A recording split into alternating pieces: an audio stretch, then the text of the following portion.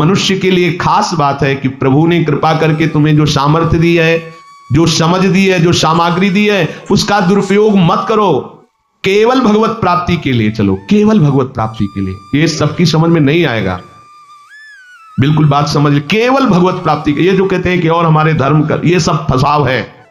आप गृहस्थ बने रहो, आप व्यापारी बने रहो, पर आप लक्ष्य रखो कि मुझे इस जन्म में भगवत प्राप्ति करनी है। आपका लक्ष्य दृढ़ होगा तो नाम जप चलता रहेगा, संसार का कोई विकार आपको परास्त नहीं करेगा। अगर आपने ऐसा अटल निश्चय कर लिया तो तुम्हें जो भगवत सामर्थ्य मिली उसका तुम दुरुपयोग नहीं करोगे। जब तक तुम धर्म विरुद्ध नहीं करोगे तो अशांति नहीं हो सकती, भय नहीं लग सकता, विषाद नहीं हो सकता, क्लेश नहीं हो सकता। लिख लो ये बात। किसी को भी कभी भी भय महसूस हो रहा है, अशांति महसूस हो रही, घबराहट महसूस हो रही, आप भगवत प्रदत्त शक्ति का दुरुपयोग कर रहे हैं, समय का दुरुपयोग कर रहे हैं, सामग्री का दुरुपयोग कर रहे हैं, अर्थात कोई न कोई अधर्म आचरण कर रहे हैं। अभी आपको उपाय बता देते हैं।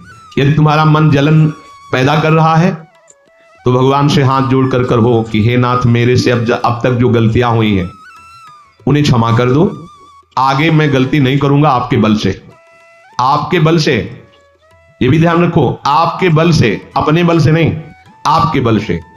हे नाथ, ऐसा मुझे बल दो जिससे कभी मैं आपके और गुरुदेव के विपरीत न चलूं।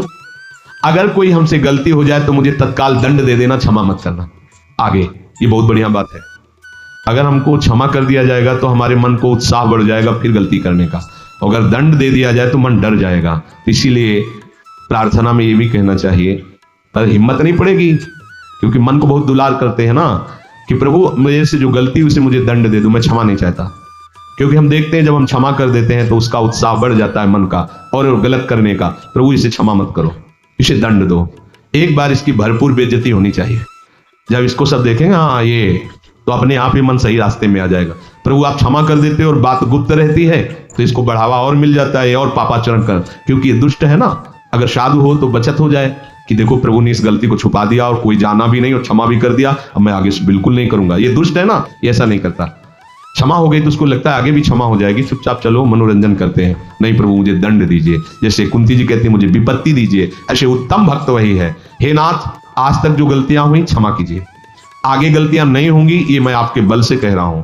प्रभु यदि मेरे से चूक हो जाए तो आप क्षमा मत करना, मुझे दंड देना, जिससे मेरा सुधार हो जाए, मैं आपके अनुकूल चलने लगूं। मनुष्य की असमर्थ दो तरह से होती है। एक असमर्थ कि वो कर ही नहीं सकता, जैसे किसी से कहा जाए कि तुम ये मकान उठा करके वहां रख दो तो कर ही नहीं सकता। ऐसी सामर्थ्य जो आप में करने के लिए भगवान कभी आदेश ही नहीं देंगे, ध्यान रखना। एक बात ध्यान दीजिए, कोई भी ऐसी भगवत आज्ञा या गुरु आज्ञा नहीं होती जो आप नहीं कर सकते। आप जो कर सकते हैं वही आज्ञा होती है। दूसरी असमर्थ ये होती है कि करना चाहता हूं, समय भी है, पर पता नहीं कोई अंदर से करने नहीं देता। भजन करना चाहता हूं, ब्रह्मचर्य से रहना चाहता हूं और अनुकूल कृपा भी है, सत्संग मिल रहा है, धाम बात सब, पर कोई हमारे ऊपर सवार हो जाता है और हमसे ऐसा करवा लेता है। यह है प्रमाद, यह है मूढ़ता।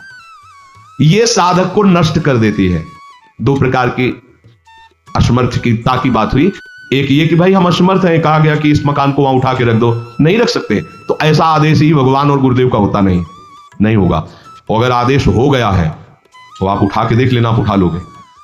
अगर आपको यह ध्यान रहा कि गुरुदेव की आज्ञा है, हरि की आज्ञा है, हो जाएगा।